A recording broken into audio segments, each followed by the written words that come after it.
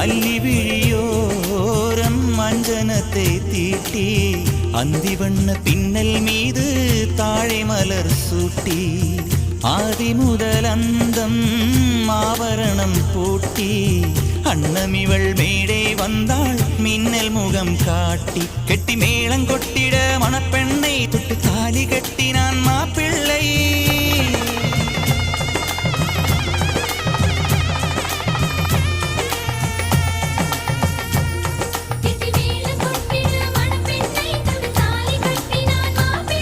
இந்த ஏழை நெஞ்சமும் நீ வாழ என்றும் பூக்கள் நீ வாழ்க நலமாக.